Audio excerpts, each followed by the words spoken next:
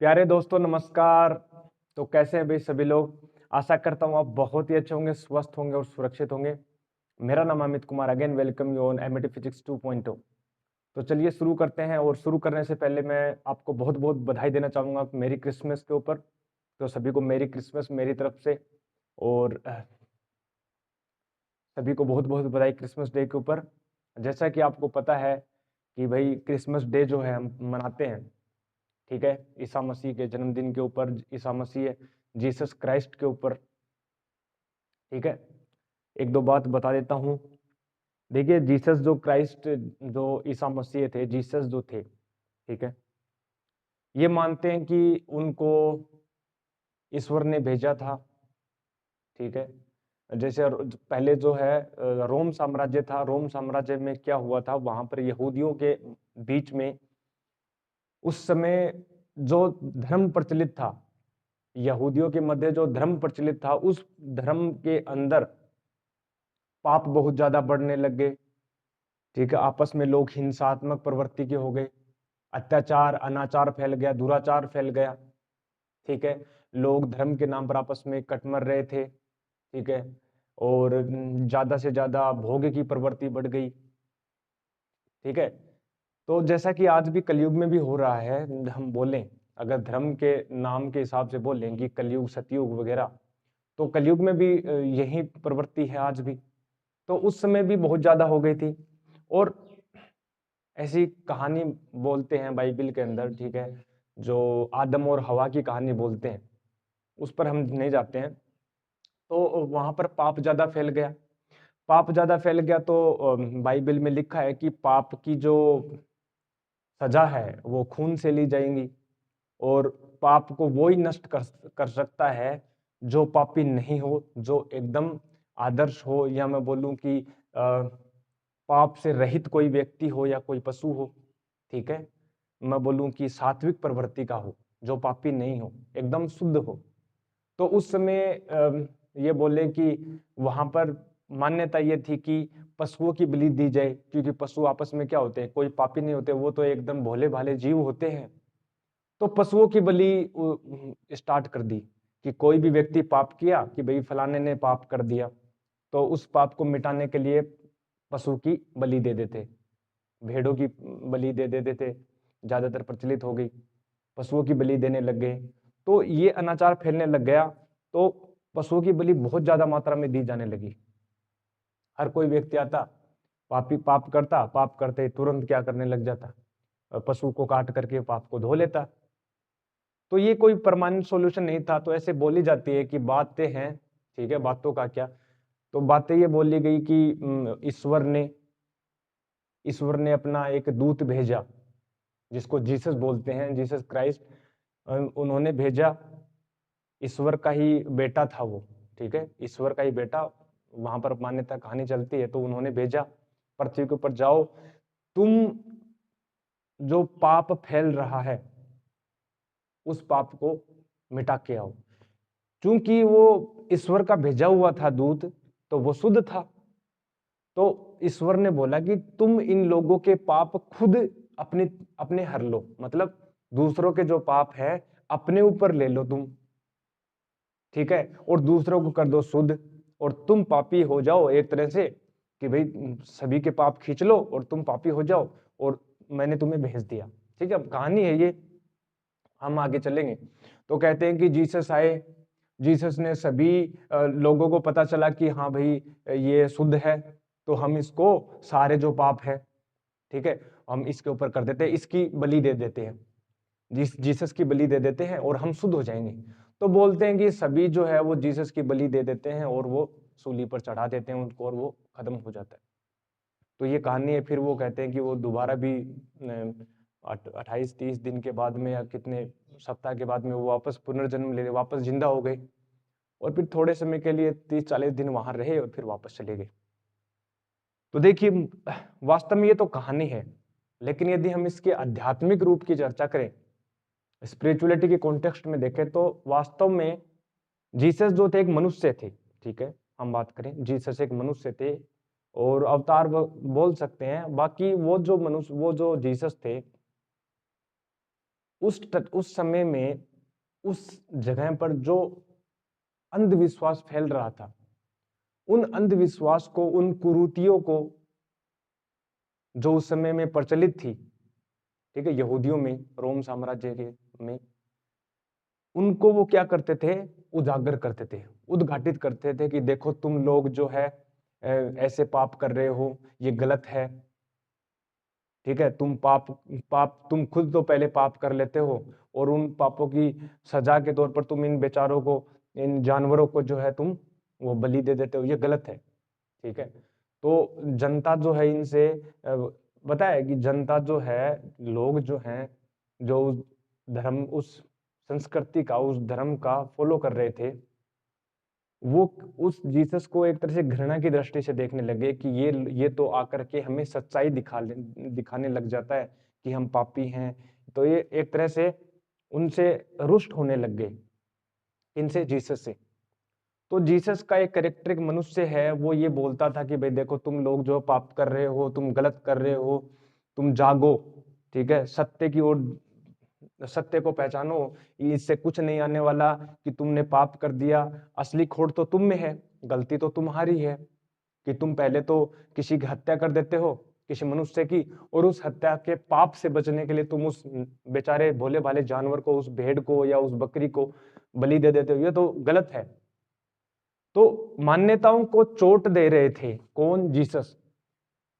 तो जीसस को एक तरह से घृणा की दृष्टि से देखने लगे, सभी बोले कि यार ये जो इंसान है ना, ये हमारे लिए बहुत अब झेल नहीं पा रहे हम इनको, ये सच्चाई जो उद्घाटित करता है और हम इसको झेल नहीं पा रहे, आप एक काम करो, इसको यार खत्म करो इसको।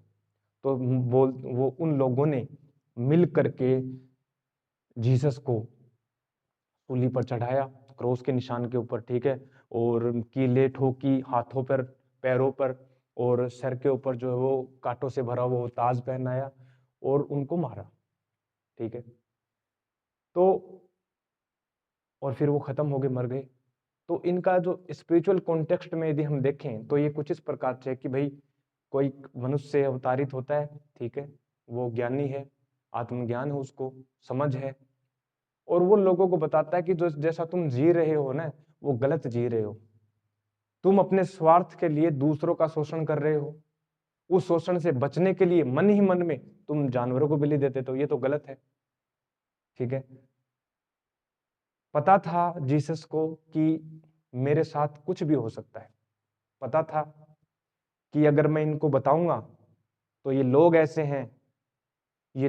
हैं कि वो मेरे भी प्राण ले सकते हैं, लेकिन जीसस ने इसकी परवाह नहीं की। उन्हें पता था कि मेरी मृत्यु आएगी, ये लोग ही मुझे मारेंगे, लेकिन उन्होंने परवाह नहीं की। और यही होता है एक आध्यात्मिक कैरेक्टर, वो दूसरों को सच्चाई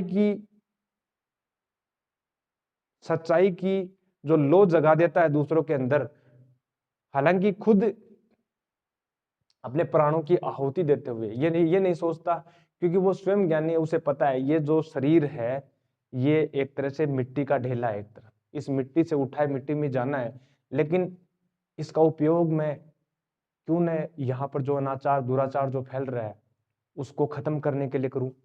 तो जीसस ने ये काम किया है, ठीक है, अपने खुद की प्राणों की आहुति देते हुए लोगों को बताया कि तुम मार दो मुझे मारने से अगर तुम्हें ये पता लग जाए कि तुम जो पाप कर रहे हो, एक संत थे वहां पर, वो संत का दर्जा था, तुम्हें पता तो लगेगा इस बहाने कि तुम लोग कितने पापी हो कि तुम एक संत को भी मार डालते हो। मैं मर जाऊंगा, मुझे सूली पर चढ़ा दो, मैं डरता नहीं हूं, मुझे कोई दिक्कत नहीं है, ये शरीर है, मिट्टी से उठाए मिट्टी में चला जाएगा, क्या फर्क पड़ता है, मुझे कोई फर्क नहीं पड़ता। लेकिन तुम्हें तुम्हारी सच्चाई बताना जरूरी है, तुम भी निर्दोषों जानवरों की तुम बलि दे रहे हो, तुम आपस में लड़ मर रहे हो, इसका एक ही सॉल्यूशन है कि तू एक काम करो, तुम मुझे मार दो। तो अपना एक शिष्य था उनका, तो उनको बोलते हैं कि ये लोग मुझे मारेंगे, तुम मुझे सहायता करना, मुझे लकड़ी देना, और जो जो ये मांगे उनको प्रदान कर देना। तो ये जीसस की स्टोरी थी, उन्होंने अपना प्राणों की आहुति दी दूसरों को समझाने के लिए, और हुआ भी यही, जब वो सूली पर चढ़ गए, वो खत्म हो गए, मर गए, लोगों को पता चला कि हम कितने अनाचारी, कितने अत्याचारी हैं कि हम एक संत एक महात्मा को हमने छोड़ा नहीं, हम कितने दुराचारी हैं। तो बाद में पता चला, मृत्यु के बाद में पता चला कि अरे हमने ये क्या कर दिया, हमें पता नहीं, हम इतने अज्ञानी हैं, हम इतने अत्याचारी हैं, हमने एक संत को मार दिया। मरते वक्त बोल भी रहे थे जीसस जीसस क्राइस्ट, ये बोल रहे थे कि हे ईश्वर, इन्हें नहीं पता ये लोग क्या कर रहे हैं, इन्हें माफ कर देना। बाद में पता चला कि हम कितने अत्याचारी हैं। और फिर ये बोला जाता है कि जब उन्हें सूली पर चढ़ाया, वो खत्म हुए, बाद में लोगों को ज्ञान हो गया और धर्म की स्थापना हुई, लोग अच्छे से जीवन यापन करने लगे और बाद में जीसस क्राइस्ट आए। कहानी ये है, तो हम इसका अर्थ ये लें कि भाई बाद में देखने आए कि मेरे जाने के बाद में अभी भी अनाचार अत्याचार है क्या, बाद में नहीं था। तो 20-30 दिन उनके पास रहे और फिर वापस चल गए, फिर वापस कभी नहीं आए। तो क्रिसमस का बहुत ही अच्छा अर्थ है कि हम क्रिसमस को मनाएं, हमारे अंदर जो पाप बैठा है उसको देखें। वो तो एक मनुष्य थे, आज भी हमारे धरती के ऊपर ऐसे लोग हैं जो आपको बताते हैं कि आप क्या कर रहे हो, क्या नहीं कर रहे, क्या गलत कर रहे हो, क्या सही कर रहे हो। उपनिषद है, भगवत गीता है, ये बताते हैं लोग। ये जो ग्रंथ हैं, उपनिषद हैं, ये वेदांत हैं, ये बताते हैं कि आप क्या कर रहे हो, क्या होना है, आप कौन है, क्या अल्टीमेट गोल है आपका। तो सेम अपने पास ईसाइयत में भी, हमने ईसाई धर्म में हम बोले, देखिए धर्म से अलग थे। ईसा मसीह को आप ईसाई धर्म से जोड़ोगे तो एक तरह से सही नहीं है, क्योंकि वो धर्म के खिलाफ बोल रहे थे उस समय कि तुम लोग जिस धर्म को जो तुम कर रहे हो, पालना कर रहे हो, वो गलत है। तो वो धर्म से ऊपर थे, वो सत्य के लिए थे, वो सत्य के लिए जिए थे कि जब जब पाप फैलेगा, जब जब पाप बढ़ जाएगा धरती के ऊपर, तो वो ईसा मसीह आएंगे और लोगों को बताएंगे और खुद प्राणों की आहुति देते हुए लोगों को ज्ञान दे देंगे, सत्य का प्रकाश दे देंगे। हमारे भगवत गीता, हमारे महाभारत में भी यही हुआ है। श्री कृष्ण जब पाप बढ़ गया, जब कौरवों ने पाप बढ़ाया, तो श्री कृष्ण आए, अवतरित होकर के एक मनुष्य के रूप में, मनुष्य देह के रूप में अवतरित हुए। दुर्योधन का पता भी नहीं था कि ये एक ईश्वर है, ठीक है। तो उस हिसाब से सिमिलरली कॉन्टेक्स्ट में हम ये बात करें कि अपने पास ईसा मसीह आए, और इसीलिए क्रिसमस डे को, देखिए क्रिसमस डे को हम ऐसे उपहार देना और टॉफियां खाना, चलो ठीक है, ये ऊपर ऊपर हम करते हैं, लेकिन इसका वास्तविक रूप ये हमें पता होना चाहिए कि एक व्यक्ति थे जिसने सत्य के ज्ञान के लिए अपने प्राणों की आहुति दी। तो ये बहुत बड़ा बात है, और इसीलिए मैं इसको मनाता हूँ और मानता हूँ, ठीक है। तो ये अपने पास ये स्टोरी थी ईसा मसीह की, जीसस की। बहुत सारे संत हुए हैं हमारे, कबीर संत हुए हैं, रहीम संत हुए हैं, ठीक है, लालू दयाल और बहुत सारे। तो वो भी एक तरह से संत थे, ठीक है। मैं इसी कॉन्टेक्स्ट में मैंने ये बोला, ठीक है। यहाँ पर धर्म वगैरह की कोई चर्चा नहीं, सत्य की चर्चा है, सही की चर्चा है, सही है वो सही है, ठीक है, ठीक है। तो बस इतना ही बताएंगे। अब हम चलते हैं टॉपिक के ऊपर। तो टॉपिक अपना प्रीवियस लेक्चर में हमने क्या बताया था आपको, देखिए प्रीवियस लेक्चर में हमने आपको बताया था एप्लीकेशंस, ठीक है। हमने बताया कि बायोट सावर्ट लॉ की एप्लीकेशंस में हमने आपको बताया था कि एक स्ट्रेट करंट वायर है, एक स्ट्रेट करंट कैरिंग वायर है, उसके कारण किसी डी डिस्टेंस के ऊपर मैग्नेटिक फील्ड हमने पता किया, ठीक है। उसके बाद में हमने सर्कुलर रिंग ली थी, सर्कुलर रिंग के कारण उसकी एक्सिस के ऊपर और उसके सेंटर पर मैग्नेटिक फील्ड हमने निकाला था, ठीक है। आपको याद हो तो, ध्यान हो तो, ये हमने किया था, ठीक है। आज हम आगे चर्चा करेंगे, हम बात करेंगे सोलिनॉइड के ऊपर। सोलिनॉइड मतलब पारिनालिका क्या होती है, सोलिनॉइड। तो मैग्नेटिक फील्ड हम चर्चा करेंगे इनसाइड ए सोलिनॉइड, ठीक है। सोलिनॉइड है हमारे अपने पास सिलेबस में, तो हम सोलिनॉइड की चर्चा करेंगे, ठीक है। सोलिनॉइड, देखिए सोलिनॉइड की हम चर्चा करें, परिनलिका क्या होती है, क्या सिस्टम होता है। परिनलिका में सिंपल हम बात करें कि सोलिनॉइड होती क्या है, एक इंसुलेटर होता है, इंसुलेटर पाइप, कुचालक कोई पाइप होता है, या आप प्लास्टिक का पाइप ले लो, या हम बोलें कि चीनी मिट्टी, ठीक है, सिलिका, चीनी मिट्टी, चाइना क्ले, ठीक है, मिट्टी के बर्तन आते हैं, उसके ऊपर आप तार को लपेट दो, कॉपर के तार, कंडक्टिंग वायर को आप लपेट दो। जैसे मैं बोलूं कि कुछ इस प्रकार से, यहाँ पर देखो ये सोलिनोइड है, हम इसका ड्रॉ करिए डायग्राम, तो देखो कुछ इस प्रकार से ये अपने पास क्या है, ये अपने पास है इंसुलेटर, ठीक है, ये कुचालक पाइप, और इसके ऊपर हम लपेट देते हैं, देखो कुछ इस प्रकार से अपने पास बाइंडिंग कर देते हैं कॉपर वायर की, इस प्रकार से, ठीक है, ये अपने पास कॉपर वायर, और इसमें हम फ्लो करवा देते हैं करंट। तो इस पूरे इस अरेंजमेंट को हम बोलते हैं सोलिनोइड, ठीक है, सोलिनोइड। तुम क्या लिख सकते हैं,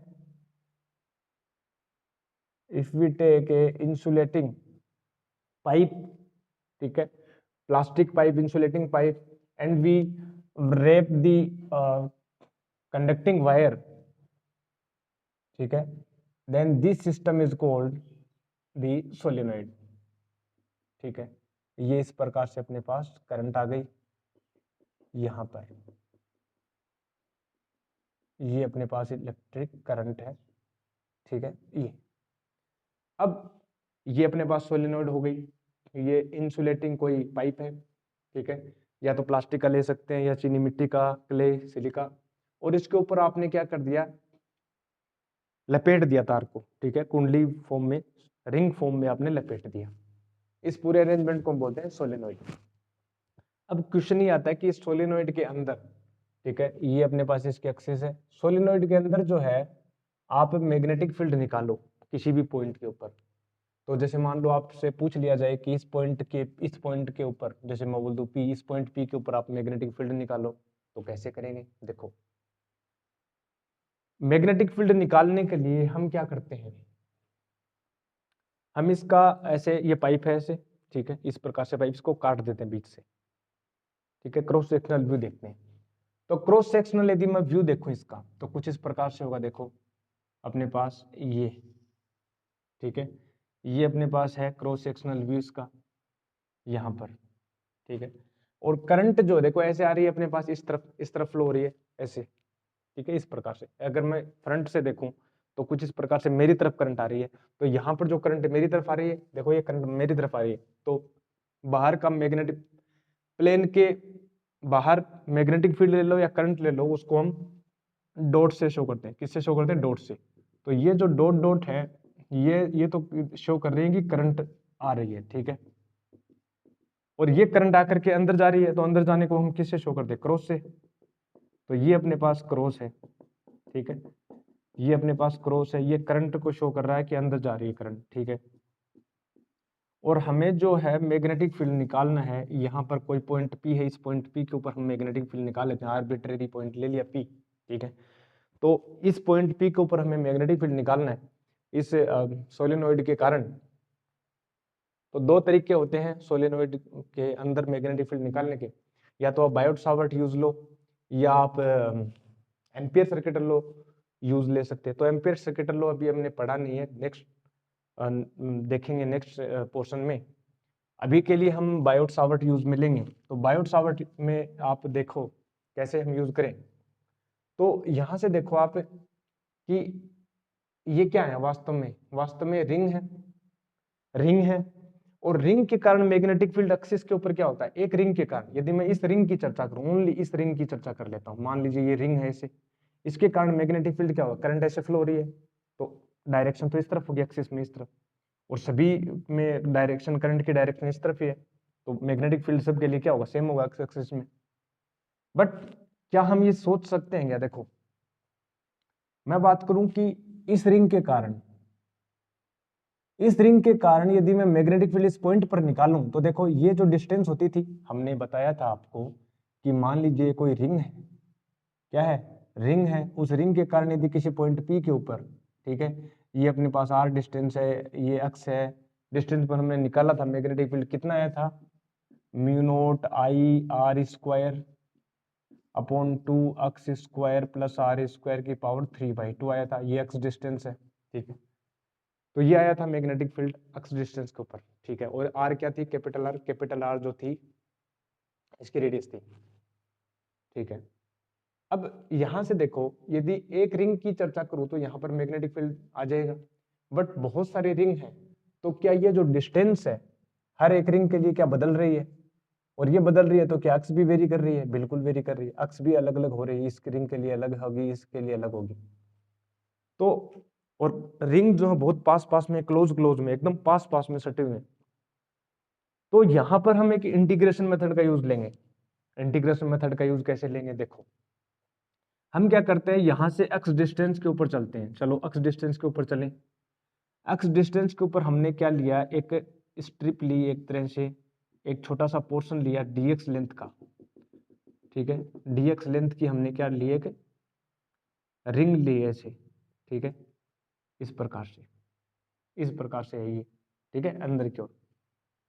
सही है क्या? इस प्रकार से ऐसे है, इस प्रकार से हमने ये रिंग ली dx लेंथ में। कितनी लेंथ में है ये? dx लेंथ में। तो अच्छा, ये तो एक रिंग के कारण मैग्नेटिक फील्ड था, लेकिन n हो, मान लीजिए n टर्म्स हो, तो मल्टीप्लाई n हो जाएगा, डायरेक्शन सेम है, ठीक है। तो ये तो पहले हम चर्चा कर चुके हैं इसकी। तो अब सोलिनॉइड के लिए कुछ टर्मिनोलॉजी है, वो याद रखो। देखो, सोलिनॉइड में मान लीजिए कितने टर्न्स हैं? n जो है, कैपिटल N जो है वो टोटल नंबर ऑफ टर्न्स है, टोटल नंबर ऑफ टर्न्स, ये कैपिटल N है, ठीक है। और यदि मैं बात करूं, इसकी लेंथ ले लेता हूं मैं, L ले लेता हूं, ठीक है, और कैपिटल R इसकी रेडियस ले लेता हूं। तो लेंथ में बोल देता हूं n, ये L ले लेता हूं, इसकी लेंथ L है। तो number of turns per unit length कितने आएंगे? n बोलूं, स्मॉल n होगा, वो हो जाएगा n/L। Number of turns per unit length है, ठीक है, पर यूनिट लेंथ है, ठीक है। तो ये हो गया। बट इस स्ट्रिप में कितने नंबर ऑफ टर्न्स आएंगे?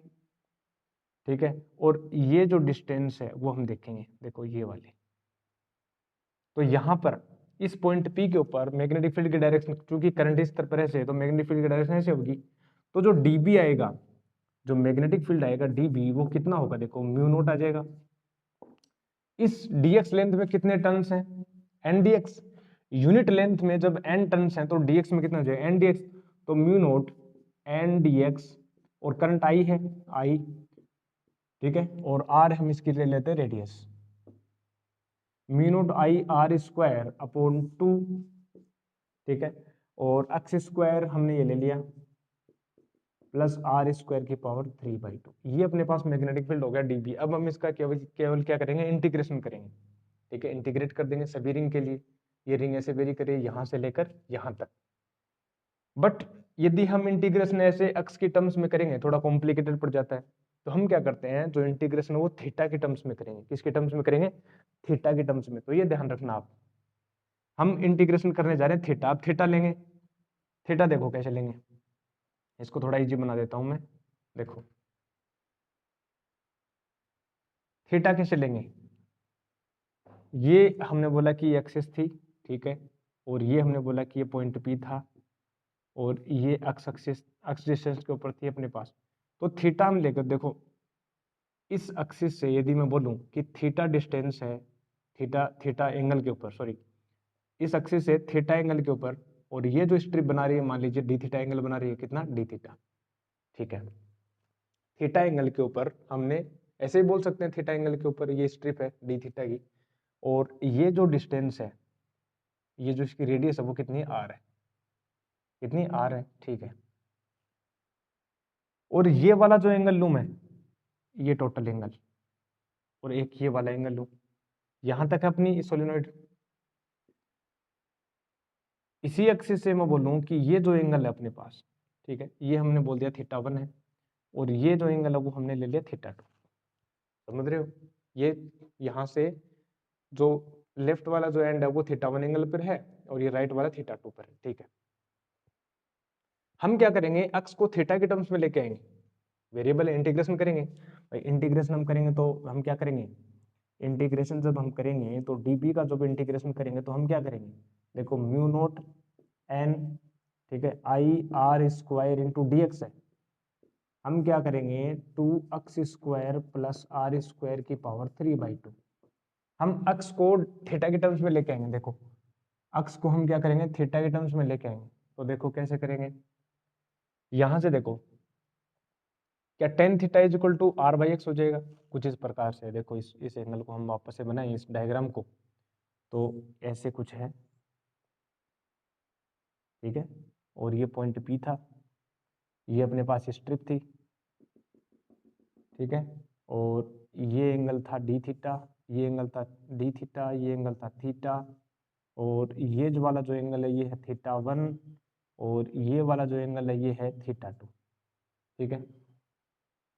ये है, अब ये डिस्टेंस एक्स और ये जो रेडियस है अपने पास कैपिटल आर, तो टेन थीटा देखो, क्योंकि हम बोले कि टेन थीटा जो है कितना हो जाएगा, आर अपॉन एक्स हो जाएगा, ठीक है। तो एक्स इज इक्वल टू कितना हो जाएगा, आर कोट थीटा। तो dx कितना हो जाएगा, dx हो जाएगा माइनस का R cosec square theta D theta, ठीक है। dx हो जाएगा, हम इसकी वैल्यू पुट कर लेते हैं। देखो यहाँ पर हम पुट करें तो मैग्नेटिक फील्ड जो, अच्छा b जो है या db जो हम बोलें, तो db जो होगा देखो mu naught N I R square और dx की जगह हम लिखें तो माइनस का R cosec square theta D theta upon में यहाँ पर हो जाएगा 2, एक्स की जगह हम रखेंगे, देखो क्या हो जाएगा, आर कोट थीटा, तो आर स्क्वायर बाहर आएगा तो 2r क्यूब आ जाएगा, और 1 प्लस कोट स्क्वायर थीटा हो जाएगा, और वो हो जाएगा cosec square theta, cosec square theta, और उसकी पावर कितनी है 3/2। तो ये 2 से 2 कैंसिल, क्यूब आएगा, ठीक है। ये आर की क्यूब से आर की क्यूब कैंसिल, तो डी बी कितना आ जाएगा, देखो डी बी जो आएगा माइनस का म्यू नोट एन आई, और क्यूब आएगा, ये स्क्वायर से स्क्वायर कैंसिल, कोसेक ऊपर जाएगा साइन हो जाएगा, तो म्यू नोट एन आई साइन थीटा, और ये बाई 2 हो जाएगा, और ये हो जाएगा डी थीटा, ठीक है। अब हम टोटल इंटीग्रेशन, टोटल पूरी रिंग के कारण जो ये जो पोर्शन है अपने पास रिंग का हमने लिया, ये कहाँ से कहाँ तक है, देखो यहाँ से हम बोले कि थीटा 1 से वेरी करेगा, थीटा 1 से एक्स के टर्म्स में तो हम ऐसे बोल सकते हैं कि ये ओरिजिन था तो ये माइनस x1 से प्लस x2 हो जाएगा, बट थीटा के टर्म्स में हम एक ही डायरेक्शन ले रहे हैं, तो कितना हो जाएगा, थीटा 1 से और थीटा 2, थीटा 1 से थीटा 2। तो मैग्नेटिक फील्ड जो हो जाएगा, टोटल मैग्नेटिक फील्ड जो होगा डीपी जो होगा वो कितना आ जाएगा, देखो mu naught minus mu naught N I by 2, और ये हो जाएगा साइन थीटा डी थीटा, और ये जो लिमिट हो जाएगी वो हो जाएगा थीटा 1 से थीटा 2 हो जाएगी, ठीक है। तो ये हो जाएगा देखो mu naught N I by 2, और इंटीग्रेशन देखो कितना हो जाएगा, कोस का माइनस होता तो ये हो जाएगा कोस थीटा हो जाएगा, और upper limit minus lower limit रखें तो थीटा 2 माइनस कोस थीटा 1।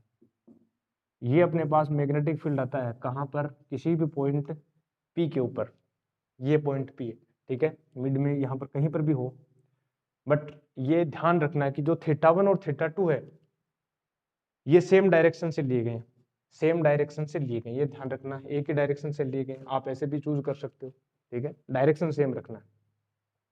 जबकि पीछे हमने किया था स्ट्रेट वायर के लिए, स्ट्रेट वायर के लिए डायरेक्शन अलग अलग ली थी, इसलिए हमने माइनस थीटा 2 और प्लस थीटा 1 लिया था, ठीक है। तो ये अपने पास मैग्नेटिक फील्ड आता है किसी सोलेनोइड के अंदर किसी पॉइंट पी के ऊपर, ठीक है, ये हो गया। अब हम बात करें, देखो छोटे छोटे केसेज हम उनकी बात करते हैं। देखो यदि मैं बात करूं लॉन्ग सोलेनोइड की, इनफाइनाइट सोलेनोइड की, देखें, ठीक है, इनफाइनाइट सोलेनोइड की बात करें तो क्या होगा, देखो यदि मैं बात करूं case first for infinite solenoid, for infinite solenoid, यदि मैं इनफाइनाइट सोलेनोइड की बात करूं, इनफाइनाइट का मतलब, इनफाइनाइट का मतलब ये बोले कि यहाँ पर देखो बहुत बड़ी, ठीक है, ये वाली, वास्तव में तो इनफाइनाइट का मतलब कंपेरेटिव लिया जाता है, रिलेटिव टर्म्स होती है। देखो ये इसकी एक्सिस हो गई, ये पॉइंट अपने पास P है, अब देखो यहाँ से इनफाइनाइट है तो मैं बोलूं कि जो थीटा वन जो है वो इस तरफ से आएगा। क्या मैं ऐसे बोलूं कि जो थीटा वन है क्या ये पाई की तरफ चला जाएगा? देखो यहाँ से तो थीटा वन जो हो जाएगा वो तो हो जाएगा 180 डिग्री, और थीटा टू कितना हो जाएगा 0 डिग्री। थीटा टू यहाँ से देखो ये इस तरफ से जाएगा राइट हैंड, और ये 0 पर आ जाएगा। तो यहाँ पर हम पुट करें तो मैग्नेटिक फील्ड कितना आ जाएगा, म्यू नोट Ni/2। ठीक है, थीटा टू कितना 0, कोस 0, 1 -(-1 + 1) यानी हो जाएगा म्यू नोट Ni। तो इनफाइनाइट सोलेनोइड के लिए जो मैग्नेटिक फील्ड है वो कितना आ जाता है, म्यू नोट Ni। इनसाइड में जो है वो magnetic field mu naught Ni। Infinite solenoid के लिए किसी भी पॉइंट के ऊपर मैग्नेटिक फील्ड कितना आ जाएगा, म्यू नोट Ni। ठीक है, अब एक बात और ध्यान रखना, देखो एक बात और ध्यान रखना कि मैं बात करूं कि ये फॉर्मूला आ गया, ठीक है, इनफाइनाइट सोलेनोइड। वास्तव में इनफाइनाइट सोलेनोइड क्या है? इनफाइनाइट सोलेनोइड का मतलब ये है कि उस सोलेनोइड की लेंथ ज्यादा है और उसकी जो रेडियस है, क्रॉस सेक्शनल एरिया उसकी जो रेडियस है वो बहुत कम है। जैसे मैं बोलूं कि लेंथ तो मैं बोल दूं कि 20 मीटर, 30 मीटर, लेंथ मैंने बोल दिया 20 मीटर, और उसकी रेडियस मैं बोल देता हूँ मिलीमीटर में, 1 मिलीमीटर, 2 मिलीमीटर। तो वो जो सोलेनोइड होगी वो आइडियल सोलेनोइड की तरह बिहेव करेगी। कैसे, देख लो। रियलिस्टिक में हम बोले कि ये जो आइडियल सोलेनोइड होती है वास्तव में इसकी लेंथ ज्यादा होती है, इसकी लेंथ ज्यादा होती है, और इसकी जो रेडियस है क्रॉस सेक्शन वो क्या होती है, कम होती है। ये इसका सीन होता है। ठीक है, ये इसका सीन होता है कुछ इस प्रकार से आइडियल। तो यहां पर भी पॉइंट हम लें, ठीक है, तो एंगल जो है एक तरह से ये जो थीटा टू है वो टेंड्स टू 0 हो जाएगा। देखो यहाँ पर बहुत ही कम, बहुत ही माइन्यूट, बहुत ही स्मॉल एंगल बनेगा। तो लगभग हम थीटा टू को क्या बोल देते हैं, 0 हो गया, थीटा वन हो गया, इस तरफ लेंगे तो 80 के करीब बन जाएगा। ठीक है, और दूसरी बात, ये पॉइंट पी यहाँ पर है। ठीक है, आप पॉइंट पी कहीं पर भी ले लो, आप बोल रहे हो कि मिड में है, आप यहीं पर भी ले लोगे तो भी एंगल बहुत ही कम बनेगा। ठीक है, देख लो, चाहे यदि मैं बोलूं कि ये वाला जो एंगल हम बोलें, देखो यहां से थीटा वन, तो थीटा वन की हम चर्चा करें। ठीक है, थीटा वन की चर्चा करें इस प्रकार से, ये वाला जो है थीटा वन, ये हम बोलें। ठीक है, तो पहले हम चर्चा करते हैं ये एंगल कितना होगा थीटा। देखो कुछ इस प्रकार से, तो इसकी लेंथ जो, इसकी जो रेडियस है वो हम बोल ले लेते हैं 1 मिलीमीटर ले लेते हैं, और इसकी जो अपने पास है ये जो डिस्टेंस है वो बहुत ही छोटी होगी, ये भी हम एंड पर ले रहे हैं। ठीक है, जस्ट एंड के ऊपर, तो मैं बोल देता हूँ कि मान लो कि लेंथ तो इसकी है 10 मीटर।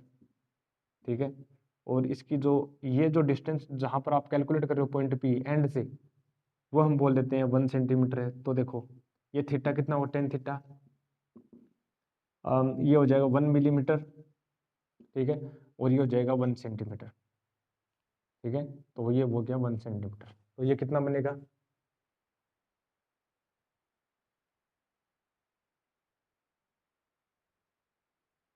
ठीक है, ये हो गया,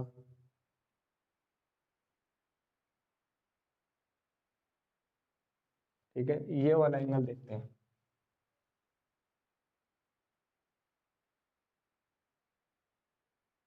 यहां से हम चेक करेंगे, देखो पॉइंट पी से ये तो थीटा, थीटा टू कितना हो जाएगा 0, और थीटा टू हो गया 0, और थीटा वन हम चर्चा करें तो यहाँ से ये बनेगा थीटा वन। ठीक है, तो 10 थीटा हम यहाँ से लेकर, देखो 1 मिलीमीटर हो गया और डिस्टेंस 1 सेंटीमीटर हो गया, तो ये जो है लेंथ तो अपने पास 10 मीटर, ये एंगल भी थीटा कितना 10 to 0 बनेगा। ठीक है, यहाँ से देखो -2 हो जाएगा, मिलीमीटर 10⁻⁻1 लगभग 0.001 बन रहा है। ठीक है, तो अप्रोक्सीमेट कितना बनेगा, देखो ये कितना 0.1 बनेगा। 10 मिलीमीटर बोले तो 10⁻³ और ये 10⁻², 10⁻1 बचा, लगभग 0.1 बना। तो थीटा जो अप्रोक्सीमेट कितना है, 0 डिग्री। कितना है, 0 डिग्री बना कि नहीं बना, बिल्कुल बना। तो यहाँ से थीटा वन भी अपने पास हम बोले 0 डिग्री बनेगा। ठीक है।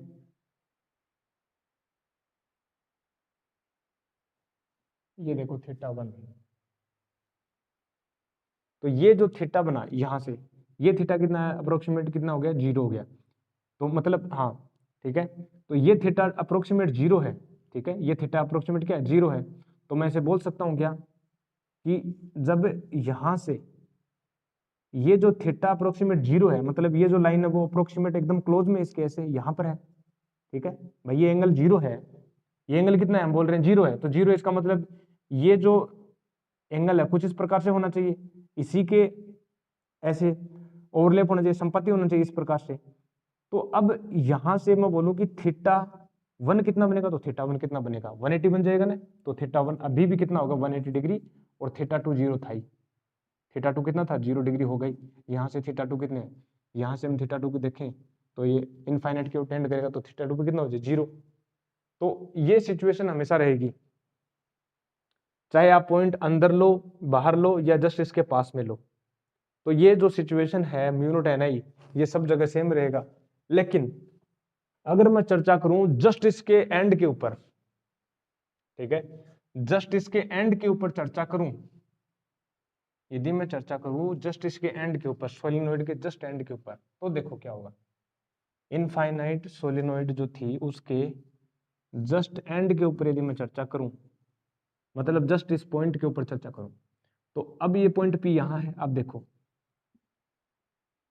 ये इस प्रकार से, ये वाला पॉइंट यहाँ एंड यहाँ आ गया, तो इसका जो θ1 है, θ1 तो कितना हो गया 90 डिग्री, और θ2 कितना हो गया 0 डिग्री।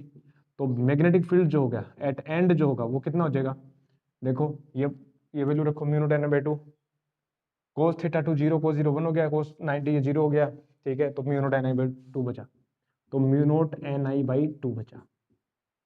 तो एंड के ऊपर, चाहे आप ये लेफ्ट वाला एंड लो, राइट वाला एंड लो, एंड के ऊपर जो है शिरों पर जो मैग्नेटिक फील्ड होगा, चुंबकीय क्षेत्र होगा, वो होगा mu naught N I by 2।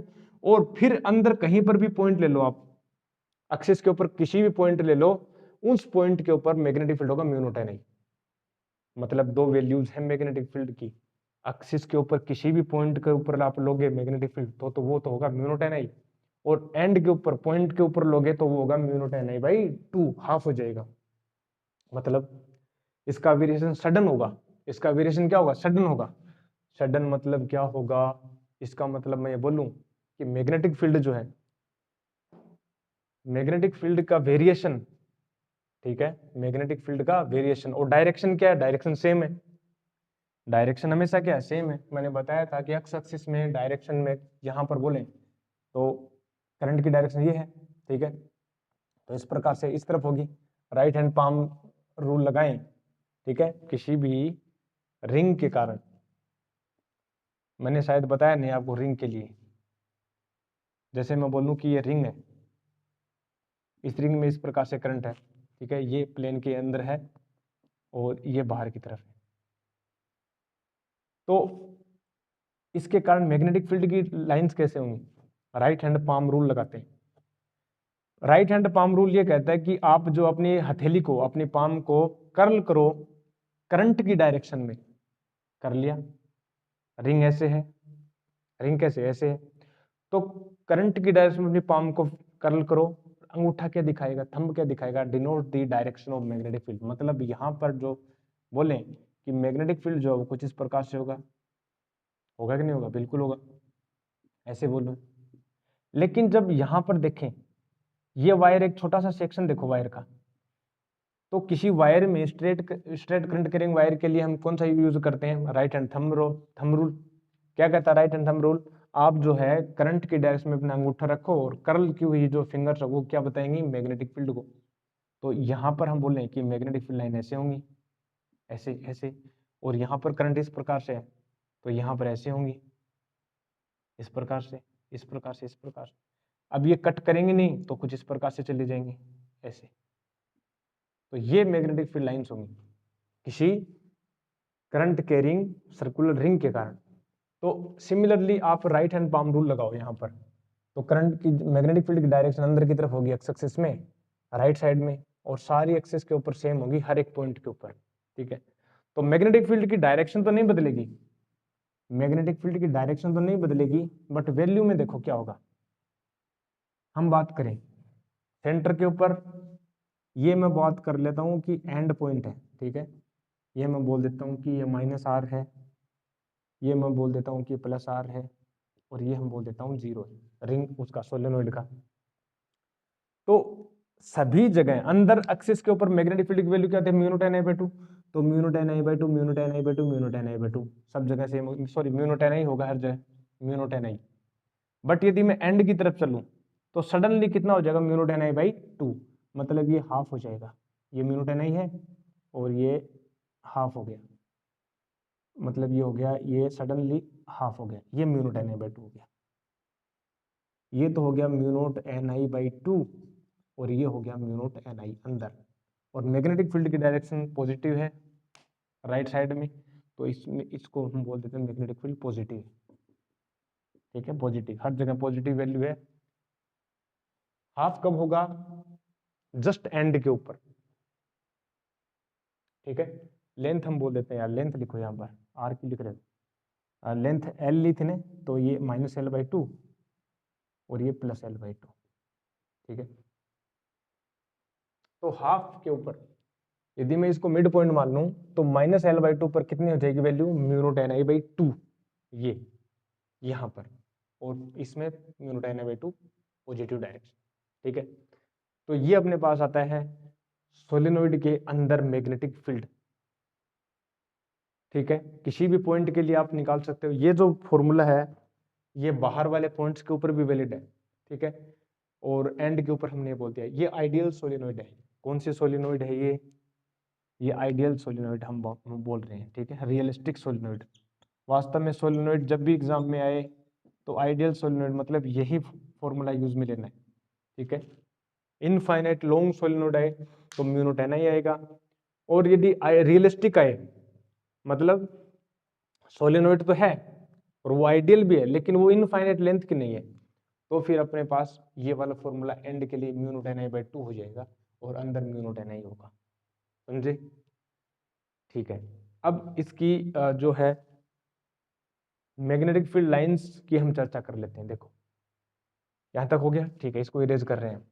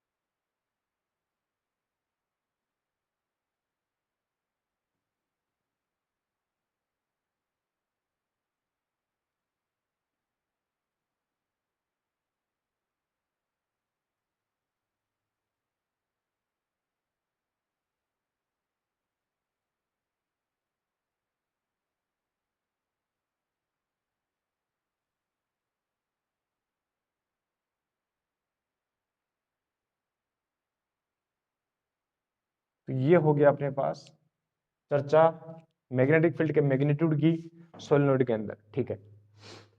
अब देखो दो बातें होती हैं, एक तो अपने पास आती है सोलेनोइड है इनफाइनाइट है, ठीक है जी। इनफाइनाइट है मतलब ये है कि इनफाइनाइट में भी रियलिस्टिक है। रियलिस्टिक मतलब इसकी जो लेंथ है वो ज्यादा है, लेंथ है वो बहुत ज्यादा है आर से, लेकिन इनफाइनाइट नहीं है। इनफाइनाइट का मतलब आप समझ रहे हो, कंपेरेटिव की बात कर रहे हैं। दो बातें होती हैं, एक तो ये मैग्नेटिक ये सोलेनोइड है और एक है इनफाइनाइट ही है, ठीक है। आपको बोल ही दे कि भैया तो चल ही रहा है, इनफाइनाइट के चल रहे हैं, ठीक है, ये इनफाइनाइट में चल रहा है, ऐसे दे दे आपको, ऐसे दे दे। एक तो ये इनफाइनाइट एंड नहीं हो रहा इसका, और एक ही है आ जाए, ठीक है। दो बातें हो गई। अब देखो इसमें यहां पर L ग्रेटर आर है और ये L है इनफाइनाइट की ओर। और एक और सोलेनोइड हम बात कर लेते हैं, इसका एक सेक्शन ले लेते हैं छोटा सा, ठीक है, ये छोटा सेक्शन हम ले लेते हैं, ये वाला। तो यहाँ पर अपने पास वायर इस प्रकार से होंगे, ठीक है, और यहाँ पर भी वायर इनफाइनाइट की ओर चर्चा चल रही है, तो इस प्रकार से चल रहे हैं, ठीक है, इस प्रकार से, ये इस प्रकार से चल रहे हैं, ठीक है, और ये यहाँ पर इस पर इनफाइनाइट की ओर चल रहा है, और एक अपने पास ये वाली है। तो यहाँ पर हमने बताया था अभी भी कि अंदर की ओर जो मैग्नेटिक फील्ड है वो म्यू नॉट एन आई होता है और सब जगह सेम होता है। तो क्या मैं ऐसे बोल दूं कि म्यू नॉट एन आई सब जगह सेम है, यूनिफॉर्म होगा एक तरह से अंदर की ओर, ठीक है, अंदर की ओर क्या होगा, यूनिफॉर्म है, सेम है। लेकिन जैसे हम एंड की तरफ चलते हैं तो थोड़ा सा क्या हो जाता है, ये क्या हो जाता है, थोड़ा सा mu naught N I by 2 half हो जाता है, ठीक है, mu naught N I by 2 हो जाता है, ये अपने पास होगा, ठीक है। ये अपने पास है magnetic field lines due to solenoid L greater than capital R. लेकिन इनफाइनाइट की बात करूं तो इनफाइनाइट में तो हाफ होगा, इन्हें सब जगह क्या होगा, म्यू नॉट एन आई होगा, सब जगह सेम होगा, यानी ये तो म्यू नॉट एन आई होगा, हर जगह म्यू नॉट एन आई होगा, ठीक है, ये हर जगह म्यू नॉट एन आई, म्यू नॉट एन आई, मैग्नेटिक फील्ड कितना होगा, म्यू नॉट एन आई, हर जगह इन साइड की। लेकिन यहाँ पर हम बात करें एंड के ऊपर, यहाँ पर तो होगा mu naught N I by 2 और यहाँ पर होगा म्यू नॉट एन आई हर जगह, और यहाँ पर भी एंड के ऊपर कितना होगा, mu naught N I by 2, ठीक है, सही बात है। अब हम एक और चर्चा करते हैं, ये करंट की डायरेक्शन कैसे है, इस प्रकार से है करंट की डायरेक्शन, देखो यहाँ पर करंट की डायरेक्शन कुछ इस प्रकार से, ये इस प्रकार से करंट है अपने पास। लेकिन मैं उसकी चर्चा करता हूँ, इस सोलेनोइड की हम चर्चा करें जो फाइनाइट है, एल इतनी भी बड़ी नहीं है, ठीक है, उसमें क्या चर्चा होगी, उसमें देखो मैग्नेटिक फील्ड लाइंस, उसमें यदि मैं मैग्नेटिक फील्ड लाइन चर्चा करूं तो करंट की डायरेक्शन कुछ इस प्रकार से है कि नहीं, बिल्कुल। और ये करंट है अंदर की तरफ जा रही है, जा रही है कि नहीं जा रही, बिल्कुल जा रही है, और ये बाहर की तरफ आ रही है। यदि मैं बाहर से देखूं top view, cross top view देखूं यदि मैं बाहर से, सामने से, कुछ इस प्रकार से आती है, ठीक है। तो मैग्नेटिक फील्ड जो लाइन्स है वो कैसे होंगी, देखो यदि मैं एक रिंग की चर्चा करूं, ऐसे रिंग है उसके, और ये करंट ऐसे फ्लो हो रही है, बाहर से जाकर के अंदर आ रही है, तो उसके कारण मैग्नेटिक फील्ड लाइन कैसे होंगी, ऐसे होंगी, अभी भी हमने चर्चा की थी, ऐसे होंगी, इस प्रकार से होंगी, ठीक है, और ये इस प्रकार से, ठीक है, ऐसे होंगी। तो सिमिलरली कॉन्टेक्स्ट में यदि हम देखें, जैसे कि लेंथ इतनी ज्यादा नहीं है, तो अब यहाँ पर जो मैग्नेटिक फील्ड लाइंस की यदि हम चर्चा करें तो ये करंट बाहर की तरफ आ रही है, तो बाहर की तरफ आ रही है, तो वायर यदि हम बोलें, यदि वायर बाहर की तरफ है, छोटा सा वायर, तो उसमें करंट मैग्नेटिक फील्ड डायरेक्शन क्या होगी, इस प्रकार से एंटी क्लॉकवाइज। तो हम यहाँ पर बोलें कि एंटी क्लॉकवाइज सेंस बनाएगी, बनाएगी नहीं बनाएगी, और ये भी क्या बनाएगी, एंटी क्लॉकवाइज सेंस बनाएगी, ये इस प्रकार से, ये वाला मैग्नेटिक फील्ड लाइन, और यहाँ पर जो है एंटी क्लॉकवाइज सेंस बना रही है, मतलब ये एंटी क्लॉकवाइज, ठीक है, और ये भी क्या होगा, एंटी क्लॉकवाइज, ठीक है, ये anti clockwise anti clockwise anti clockwise anti clockwise anti clockwise anti clockwise anti clockwise anti clockwise, और ये अंदर की ओर जा रही है, ये वायर के अंदर जा रहा है, तो इसमें क्लॉकवाइज सेंस आएगी, यानी मैं बोलूँ कि इसमें क्लॉकवाइज सेंस आएगी ऐसे,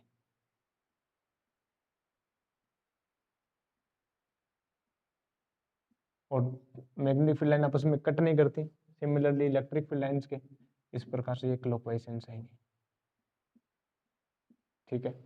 और फिर अंदर की ओर हम देखें तो अब अंदर की ओर जाएंगे, कुछ इस प्रकार से आएंगे, ठीक है, ये इस प्रकार से, ये सीधा जाएगा, ठीक है, ऐसे, ठीक है, ये इस प्रकार से,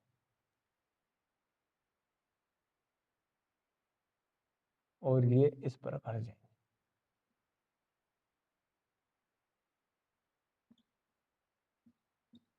ठीक है, ये जो मैग्नेटिक फील्ड लाइंस हैं, क्या ये एक बार मैग्नेट की तरह यूज में आ रही हैं?